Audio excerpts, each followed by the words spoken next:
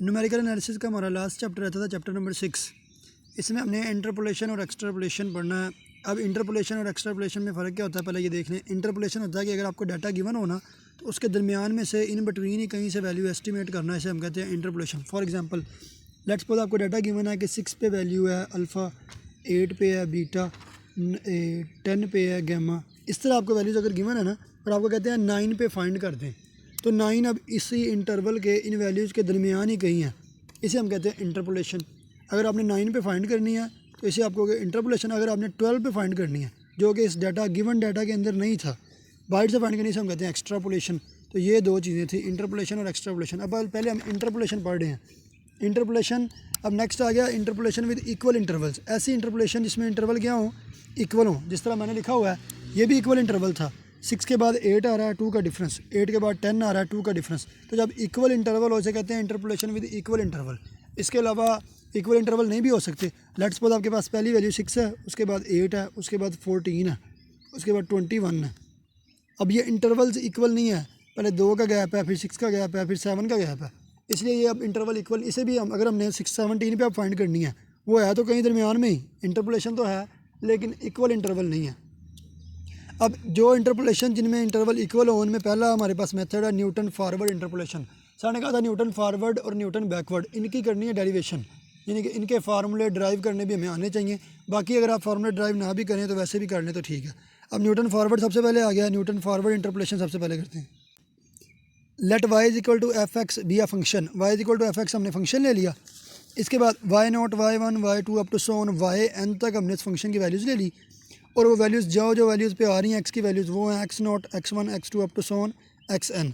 और हर x0 यानी कि एक x0 ये है और x1 किस तरह बन रहा है, इसमें h ऐड करने से, यानी कि x1 बराबर है x0 प्लस h और x2 बराबर है x1 प्लस h। या आप इसको इस तरह भी लिख सकते हैं x0 प्लस 2h। x3 किसके बराबर है, x2 प्लस h के। या आप लिख सकते हो x0 प्लस 3, यानी कि जितना नंबर है x2 है तो 2h ऐड होना है, x3 है तो 3h ऐड होना है। इस तरह से आपने h को ऐड करते जाना है। इस तरह से आपके पास नेक्स्ट टर्म्स आ रही हैं x की जो पुट हो गए वैल्यू y की दे रही हैं, y0, y1, y2 up to so on yn। अब let p n denotes the polynomial. अब जो पोलिनोमियल जो हमने फार्मूला बनाना है उसको लेट करने वो पी एन से डिनोट हो रहा है। अब वो हमने फार्मूला लिखना किस तरह, आप y को लिख सकते हैं, फंक्शन होता है y is equal to f of x, ये फंक्शन है। और इसको हमने अप्रोक्सीमेट कर लिया कि ये अप्रोक्सीमेटली इक्वल है a0 plus a1 x minus x0 plus a2 x minus x0 और x minus x1 plus a3 x minus x0 x minus x1 और x माइनस x2। और इस तरह ये सिलसिला चलता जा रहा है। अब हम कर क्या रहे हैं, गौर करें ज़रा। अब ये a1 था तो माइनस हुआ नोट तक, a2 था तो माइनस हुआ 1 तक, a3 था तो माइनस हुआ 2 तक। इस तरह जो है यहाँ पे आप एंड पे आ जाएगा an, तो अब माइनस होगा x minus x0 up to so on x minus x n minus 1, एक कम तक। अब गौर करें यहाँ पे 2 है तो 1 तक माइनस हुआ था, 3 है तो 2 तक माइनस हुआ था। इस तरह यहाँ पे n है तो n माइनस 1 तक माइनस होगा। ये आएगा सिंपल फार्मूला जो हमने ड्राइव करना है, इसको कहना है क्वेश्चन नंबर 1। इधर से हमने सोल्यूशन निकालना है। अब इसमें थोड़ी चीज़ें हैं जो हमने फाइंड करनी है। ये कॉन्स्टेंट्स हैं a1, a0, a1, a2, इनकी वैल्यूज हमने फाइंड करनी है। इसमें पुट कर देंगे तो हमारे पास आंसर आ जाना। अब वो किस तरह करेंगे वो देख लें। Where a0, a1, a2 up to so on an are constants to be determined, यानी कि हमने फाइंड करने हैं अभी। अब आप पुट कर लें x is equal to x0। अगर पहली वैल्यू आपके पास x0 है, दूसरी वैल्यू x1 किस तरह बनेगी, मैंने पहले ही समझा दिया ये आपको, x0 प्लस h। x2 किस तरह बनेगी, x0 में 2h ऐड करने से। 3 किस तरह बनेगी, x0 में 3h ऐड करने से। इस तरह n किस तरह बनेगी, x0 में nh ऐड करने से। तो y0 बराबर होता है p ऑफ x0।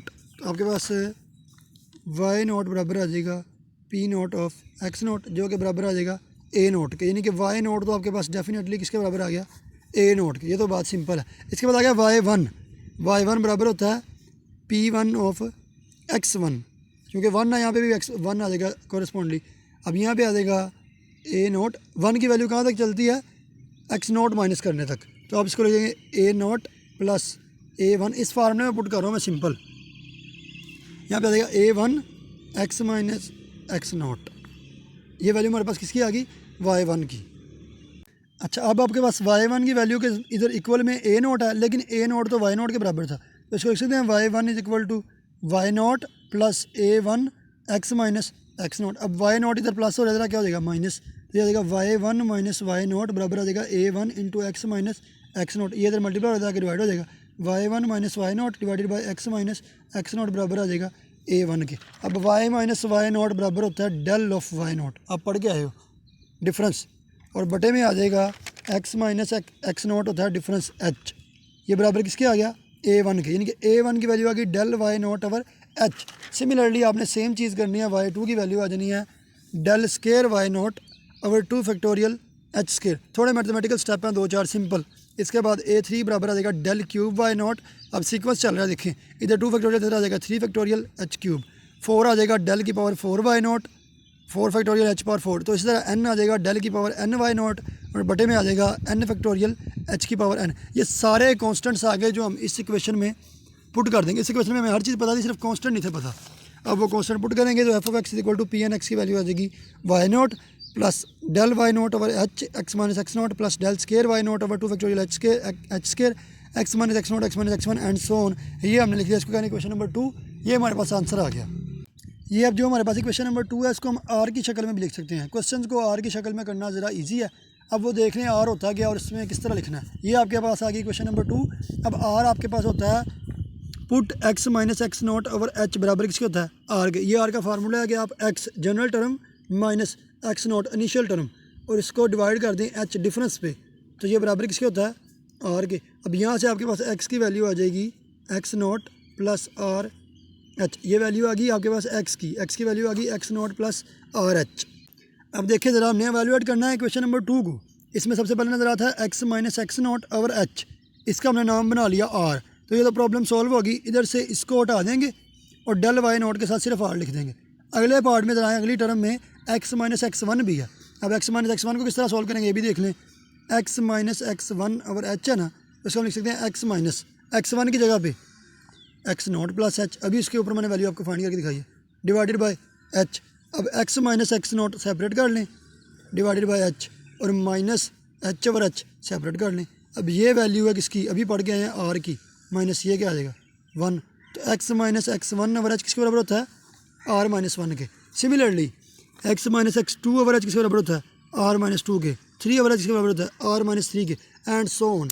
इसको आप सारी वैल्यूज़ को इक्वेशन नंबर 2 में इस इक्वेशन को पुट कर लें तो नया फार्मूला आ जाएगा, एफ ऑफ एक्स की वैल्यू आ जाएगी y naught plus del y naught r plus del square y naught r into r minus 1 over 2 factorial up to सोन डेल की power n y naught over n factorial r into r minus 1 up to सोन r minus n minus 1।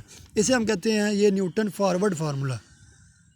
अच्छा, इसके बाद इसके question बहुत easy हैं। Example number 1 आप देख लें, जैसे आपको वैल्यू गिवन है 8 पे वैल्यू 1000 है, 10 पे 1900, 12 पे 3250, 14 16 पे आपको वैल्यू गिवन, आपने फाइंड करनी कहाँ पे 9 पे। सबसे पहले कर ली इंटरपोलेशन है ना, बिल्कुल है 8 और 10 के दरमियान, इनके दरमियान ही कई नंबर है, इस पर फाइंड करनी है।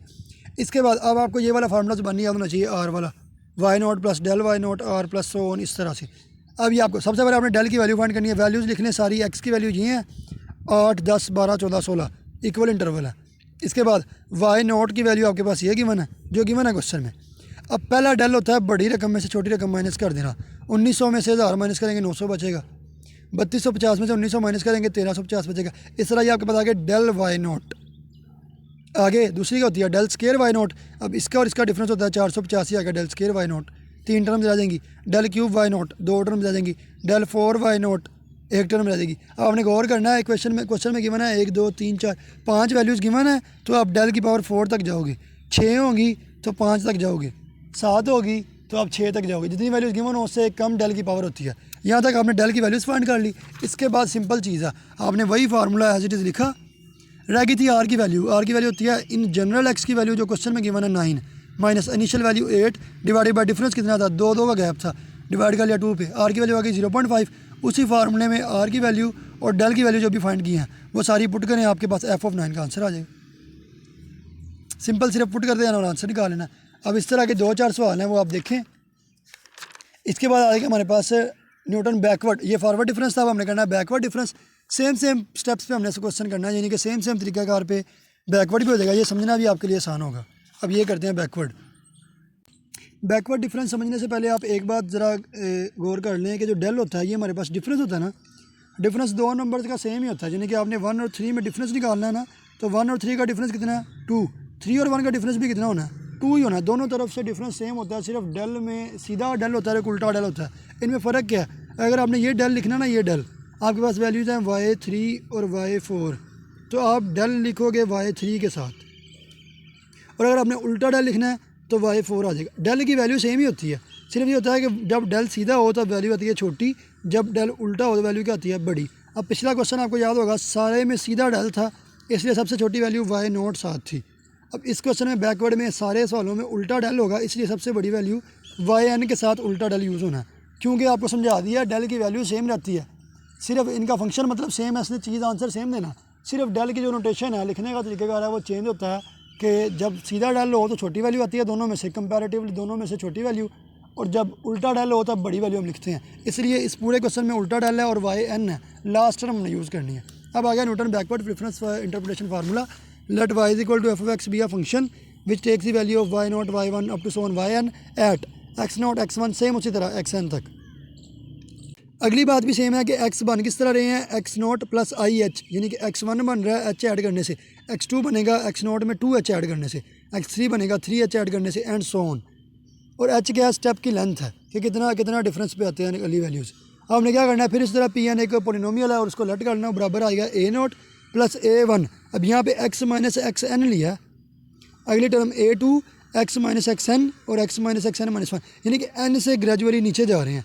उसके बाद a3 x minus xn minus xn minus 1 x minus xn minus 2 up to so on and पे आ जाएगा x minus xn minus xn minus 1 up to so on x minus x1।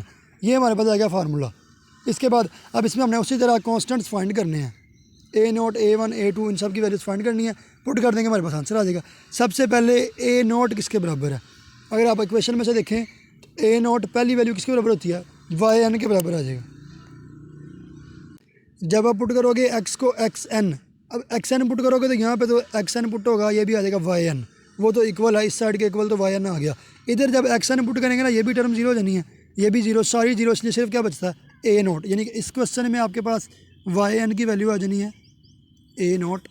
इसके बाद अब आपने a0 की वैल्यू निकल आई है, आपने कांस्टेंट फाइंड कर रहे हैं हम, अब a1 निकालना चाहते हैं, वो किस तरह निकलेगा, अब n-1 पुट करें, n-1 पुट करें, इसमें ये हो जाएगा yn-1, इधर आ जाएगा a0 वैसे ही, और ये a1 x माइनस xn ऐसे ही। उसके बाद यहाँ से n-1 पुट करेंगे, ये भी जीरो हो जाना, ये भी जीरो, सारी जीरो, यानी कि सिर्फ पहली दो टर्म रह जाएंगी, ये रहेगी xn-1 माइनस xn। इसके बाद हम a0 को yn कह सकते हैं, तो yn-1, ये yn इधर जा क्या हो जाएगा माइनस हो जाएगा, yn-1 माइनस a0 की जगह पे क्या लिख दिया yn, और ये इधर तक ज़रा बोर्ड था क्या हो जाएगा तकसीम xn-1 माइनस xn। इसके बाद दो नंबर्स का डिफरेंस हो तो उल्टे डेल में डेल आता है बड़ी रकम के साथ, यहाँ पे जाएगा डेल yn, आपको पता है बटे में 2x का डिफरेंस क्या होता है, कोई भी 2x हो कंसेक्यूटिव उनका डिफरेंस h होता है, बटे में h आ जाएगा, तो a1 की वैल्यू क्या आ जाएगी del yn over h। Similarly आपके पास a2 की वैल्यू आ जाएगी, a2 की वैल्यू ये रही del square yn over 2 factorial h square, a3 की वैल्यू आ जाएगी del cube yn divided by 3 factorial h cube. आपको सीक्वेंस नजर आने लग पड़ा, a1 a2 a3 की वैल्यूज़ में सीक्वेंस आ गया, वो सब वैल्यूज़ को इक्वेशन नंबर 1 में इसमें आप पुट कर दें, a1 a2 a3 की वैल्यूज़ पुट कर दी, आंसर आ जाएगा yn del yn x minus xn over h del square yn over 2 factorial h square x minus xn minus 1 plus del cube and so on del n, और यहाँ पे बात जाएगी and पे x minus x1 तक। अब पिछले सवाल की तरह यहाँ तक ये भी बात क्लियर है, लेकिन इसके बाद हमने इसको भी लिखना है r की शक्ल में। तो r की शक्ल का कंसेप्ट वही सेम है कि आप दो टर्म का डिफरेंस ले लें, x in general xn last term, बटे में डिफरेंस तो वो बराबर किसके होता है r के, अगर ये r के बराबर है तो x के बराबर आ जाएगा xn प्लस rh। अब पहली टर्म में ये तो हमने लिख लिया r, दूसरी टर्म में हमें चाहिए क्या x minus xn minus 1 over h, ये किसके बराबर हो जाएगा x minus xn minus 1 over h बराबर आ जाएगा xn माइनस 1 की जगह हम लिख सकते हैं xn minus h, x minus xn को लदा कर लें, h ओवर h को लदा कर लें, दूसरी टर्म बराबर है r प्लस 1 के, सो ऑन तीसरी टर्म बराबर है r प्लस 2 के। इस तरह हम ये सारी वैल्यूज़ को इस इक्वेशन में पुट कर देंगे तो आपके पास फार्मूला आ जाएगा yn plus del yn r plus del square yn over 2 factorial r into r plus 1 plus del cube yn over 3 plus del cube over y n over 3 factorial r into r plus 1 into r plus 2 plus so on del n तक जाएगा और आखिरी बात चलेगी n-1 तक, are plus n-1 तक। ये आपके पास फार्मूला किसका आ गया? ये आपके पास आ गया फार्मूला बैकवर्ड डिफरेंस का। अब एक और बात है कि कौन सा क्वेश्चन बैकवर्ड से करना है और कौन सा क्वेश्चन फॉरवर्ड से करना है। दोनों मेथड आपको समझ आ गए हैं, अभी ईजी। अब एक क्वेश्चन आप बैकवर्ड का भी मैं आपको करवाता हूँ कि वो भी सेम है, डेल की वैल्यू सेम ही आती है, सिर्फ लिखने की नोटेशन ज़रा चेंज है। मगर ये बात देखने वाली है कि कौन सा क्वेश्चन फॉरवर्ड से करना है और कौन सा बैकवर्ड से करना है। वो आप देखेंगे जिस तरह ये आपके पास क्वेश्चन है, ये वैल्यूज़ हैं 0.0, 0.2, 0.4, 0.6, 0.8। आपने फाइंड करनी है वैल्यू किस पे? 0.05 पे। अब 0.05 यानी कि पहली दो के दरमियान है। जो वैल्यूज़ शुरू से हो ना, आपके गिवन डाटा में शुरू से वैल्यू हो, उसको आपने फॉरवर्ड डिफरेंस से करना है। तो हमने इसको किससे किया? फॉरवर्ड डिफरेंस से। दूसरा पार्ट, इसका बी पार्ट भी है। बी पार्ट आपने फाइंड करना है 0.65 पे। 65 इसके लास्ट वाली चीज़ों में है, तो जब लास्ट वाली चीज़ों में होगा तब किससे करेंगे? सेकंड पार्ट आपने किससे किया? बैकवर्ड से। तो यहाँ से पता चला कि जब वैल्यूज़ शुरू में से गिवन हो, शुरू वाली वैल्यूज़ में से, तब आपने करना फॉरवर्ड डिफरेंस से, और जब लास्ट से वैल्यू गिवन हो तब आपने करना बैकवर्ड डिफरेंस से। अब बैकवर्ड वाला आपके क्वेश्चन भी एक देख लें, आपकी प्रैक्टिस हो जाएगी। वैल्यू गिवन है 2 पे 94.8 है, 5 पे 87.9 है, 8 पे 81.3 है और 11 पे 75.1 है। आपने फाइंड करना किस पे? 9 पे फाइंड करना है। तो 9 लास्ट वाली चीज़ों में है, तो इसलिए हम इसको बैकवर्ड से करेंगे। बैकवर्ड के लिए ये पहले आ गई वैल्यूज़ आपके पास टी की जो गिवन है, ये आ गई वाई नोट की वैल्यूज़। इसके बाद डेल ऑफ, ये आपके पास उल्टा डेल है, तो डिफरेंस वही होता है। 87 में से 94 माइनस करेंगे -6 आ जाएगा। ये आ गया आपके पास डेल की वैल्यू। इसके बाद डेल स्क्वायर की वैल्यू, डेल क्यूब की वैल्यू 4 थी तो डेल क्यूब तक चलेगा, वही वाली बात है। एच की वैल्यू आपको पता है, आर की वैल्यू आपने फाइंड करनी है, x minus x n over h. ये आपके पास वाई एन है, सॉरी ये वाई एन है, ये del y n, del square y n, del cube y n. इसके बाद आपने आर की वैल्यू भी फाइंड कर ली, एच की वैल्यू भी आपको पता है, उसी फार्मूले जो अभी प्रूव किया फार्मूला, उसमें हमने पुट कर देनी, आंसर आ गया। यानी कि क्वेश्चन में कोई इसमें रुकावट नहीं है, सिर्फ आपने इसको समझना ही था कि ड्राइव किस तरह करने हैं, और न्यूटन वाले ड्राइव करने हैं। नेक्स्ट आपने बस याद कर लेना है, याद करने से भी काम चल जाएगा। अच्छा, इसके बाद आपके पास आ गया सेंट्रल डिफरेंस। सेंट्रल डिफरेंस में दो चीज़ें हैं, इसमें आपके पास है गाज फॉरवर्ड इंटरपोलेशन और गाज बैकवर्ड इंटरपोलेशन। यानी कि सेंट्रल के आगे दो चीज़ें हैं, गाज फॉरवर्ड और गाज बैकवर्ड। इनकी भी सर ने डेरिवेशन लिखवाई है, लेकिन सर ने कहा था याद सिर्फ आप न्यूटन की भी कर लें तो काम चल जाएगा। पेपर में मोस्टली वही आती है, वही पूछी आती है कि न्यूटन की आप ड्राइव कर दें। अब गाज फॉरवर्ड का आपको मैं फार्मूला बताऊँगा। फार्मूला किस तरह आपने लिखना है? Y naught plus del y naught r plus r into r minus 1 over 2 factorial del square y naught plus r into r minus 1 into r minus 2 over 3 factorial del cube y naught and so on. अब इसमें आपने जो चीज़ याद रखनी है, pattern बना हुआ है, सिर्फ आपने पैटर्न चेक करना है। पहली टर्म आपके पास वाई नोट है एज इट इज़, दूसरी टर्म में आपके पास सिर्फ आर इंट्रोड्यूस हो गया और वाई के साथ आ गया डेल। तीसरी टर्म में क्या हुआ है? आर है और उसके बाद आर माइनस 1 भी है। अब यहाँ पे आर था, यहाँ पे आ गया आर माइनस 1 और बटे में आ गया 2 फैक्टोरियल, और साथ क्या आ गया? यहाँ पे डेल तक था, यहाँ पे आ जाएगा del square y naught plus आगे आर माइनस 1। अब ये एक टर्म बढ़ जाएगी, आर माइनस 1 या आर माइनस 2 भी आ जाएगा, बटे में 3 फैक्टोरियल, और डेल की वैल्यू 2 तक थी, डेल की पावर आ जाएगी 3 तक एंड सो ऑन। ये आपके पास आ गया गाज फॉरवर्ड। सिर्फ फार्मूला याद करना है और वैल्यूज़ आपको डेल फाइंड करना आता है, आपको आर का पता है, सिर्फ वैल्यूज़ क्वेश्चन में पुट कर देना, सवाल होते हैं। इसी तरह आपके पास गाज बैकवर्ड भी है। अब गाज बैकवर्ड में क्या है? एफ ऑफ एक्स बराबर है y naught plus r del of y minus 1 plus r into r plus 1 over 2 factorial del square y minus 1। यानी कि यहाँ पे डेल -1 था, डेल स्क्वायर पे भी क्या रहा? -1 रहा, फिर डेल क्यूब पे -2 रहेगा और डेल 4 पे भी क्या रहेगा? -2। इस तरह से अगर आप आगे मैंने लिखा नहीं है, अगर लिखें डेल 5 पे भी -3 रहेगा और डेल 6 पे भी -3 रहेगा एंड सो ऑन। आपने सिर्फ फार्मूला याद करना है गाज फॉरवर्ड गाज बैकवर्ड का। इसके बाद 2-3 फार्मूले और आपने लिखे होंगे। स्टिरलिंग फार्मूला है, उसका भी आपने सिर्फ फार्मूला याद करना है, क्वेश्चन में यूज़ हो जाएगा। इसके बाद है आपके पास बेसल्स फार्मूला है, स्टिरलिंग फार्मूला है, बेसल फार्मूला है, ये आपने सिर्फ याद करना है। इसके बाद हमने जो मैंने आपको समझाना है वो है लैग्रांज इंटरपोलेशन फार्मूला। ये मोस्ट इंपॉर्टेंट भी है, और अगर कोई सवाल इस तरह से आ जाए कि उसके ऊपर मेंशन ना हो कि आप कौन से तरीके से करें, तो बेस्ट है कि आप उसको लैग्रांज इंटरपोलेशन से करें, क्योंकि ये सबसे बेस्ट तरीक़ाकार और सबसे आसान तरीक़ाकार है। लैग्रांज इंटरपोलेशन में आपको समझाता हूँ। नेक्स्ट हमने करना है लैग्रांज इंटरपोलेशन फार्मूला। लेट हमने कर लेना, let y is equal to f x हमारे पास एक फंक्शन है। हमने इसका लैग्रांज इंटरपोलेशन फार्मूला बनाना है कि हम उसको उसमें वैल्यूज़ पुट करें डाटा गिवन डाटा की, तो हमारे पास आंसर आ जाए। हमने लेट कर लेना है कि फंक्शन है और उसकी वैल्यूज़ है n+1। n+1 वैल्यूज़ किस तरह है? Y naught y 1 y 2 up to so on y n तक, ये टोटल हो जाएंगी n+1 वैल्यूज़। और ये आ रही हैं एक्स की कौन कौन सी वैल्यूज़ पे? x0 x1 x2 up to so on x n तक, इन वैल्यूज़ पे कॉरिस्पॉन्डिंग ये वैल्यूज़ आ रही हैं। आपने फार्मूला बनाना तो वाई की वैल्यू आपने कुछ इस तरह लिखनी है। देखें y is equal to f of x हमारे पास बनेगा a naught x minus x one x minus x two up to so on x minus x n तक। अब ज़रा गौर करें, जब यहाँ पे ए नोट था एक्स माइनस एक्स नोट वाली टर्म मिसिंग है, प्लस अब यहाँ पे आ जाएगा ए वन तो आ जाएगा x minus x naught x minus x two, सिर्फ एक्स वन वाली टर्म मिसिंग है, बाकी सारी एक्स एन तक आप लिखोगे, प्लस ए टू होगा। अब x minus x naught x minus x one आएंगे, टू वाली मिसिंग है, एक्स माइनस एक्स थ्री आ जाएगा फ़ौरन, और कहाँ तक जाएंगे एन तक अप टू सो ऑन। जब यहाँ पे ए एन आ जाएगा तब साथ एक्स माइनस एक्स नोट और चलते जाएंगे x minus x n minus one तक रहेंगे, एक्स एन वाली मिसिंग हो जाएगी, यानी कि जो कांस्टेंट का नीचे पड़ा हुआ सब्सक्रिप्ट वो वाला एक्स वाली वैल्यू वो नहीं होगी, बाकी सारी वैल्यूज आ जाएंगी। ये आपने लिखा उसका बेसिकली फार्मूला। इसके बाद हर पिछले सवाल की तरह बेसिकली हमने यहाँ पे भी constants a naught a one a two ये सारे फाइंड कर देना, इनकी वैल्यू पुट करेंगे तो हमारे पास आंसर आ जाएगा। सबसे पहले ए नॉट हमने फाइंड करना है। ए नॉट किस तरह फाइंड करेंगे, अगर हम एक्स को x is equal to x naught put कर दें, अगर x is equal to x naught put करेंगे तो ये भी सारी टर्म ज़ीरो, इसकी वजह से ये भी सारी टर्म ज़ीरो, सारी टर्म ज़ीरो हो जाएंगी सिर्फ ए नॉट वाली को छोड़ के। हमें चाहिए ए नॉट, इसलिए एक्स को एक्स नॉट पुट कर देंगे। जब एक्स को एक्स नॉट पुट कर देंगे तो इधर भी वाई नॉट बन जाएगा ना, एक्स नॉट पुट करेंगे आ जाएगा वाई नॉट, तो वाई नॉट बराबर आ जाएगा a naught x minus x one x minus x two and so on x minus x N.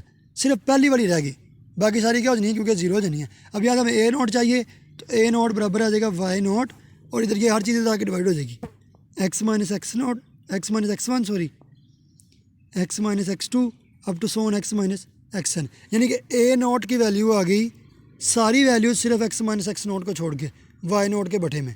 इस तरह से ए वन किसके बराबर आ जाएगा वाई वन और बटे में एक्स माइनस एक्स नॉट, सिर्फ एक्स माइनस एक्स वन नहीं आना चाहिए, एक्स माइनस एक्स टू भी आएगा एक्स माइनस एक्स वन भी आएगा एन भी आएगा सॉरी, एंड पे ए एन किसके बराबर आ जाएगा वाई एन बटे में एक्स माइनस एक्स नॉट भी होगा एक्स माइनस एक्स वन भी होगा, सिर्फ x minus x n minus one तक रहेगा, एक्स एन नहीं आएगा। इस तरह से आपने सारे कॉन्स्टेंट्स की वैल्यू भी फाइंड कर ली, वो सारे कॉन्स्टेंट्स की वैल्यू इक्वेशन नंबर वन में इसमें पुट कर दें, साथ ये वैल्यूज़ तो है ही थी, ए नोट की वैल्यू ये पूरी इधर पुट कर दें, ए टू की वैल्यू पूरी पुट कर दें, ये सारी आपने वैल्यू पुट की तो ये आपके पास बन गया फार्मूला। इसे हम कहते हैं लैग्रांज इंटरपोलेशन फार्मूला। अब कोई भी क्वेश्चन गिवन हो इस तरह से, डाटा की वैल्यू गिवन है, ये एक्स नोट की वैल्यू है एक्स वन की एक्स टू की एक्स थ्री, ये y naught y one y two y three, इनको सिर्फ इस फार्मूले में पुट करते जाएंगे तो आपके पास क्वेश्चन होते जाएंगे।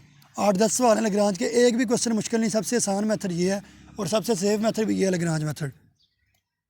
इस तरह से आप करते जाएंगे, इसमें कोई इशू नहीं होगा, लैग्रांज वाले सारे क्वेश्चन हो जाएंगे। और यहाँ तक कि आपका कोर्स आपका ख़त्म हो चुका है। नेक्स्ट इंशाल्लाह फिर से।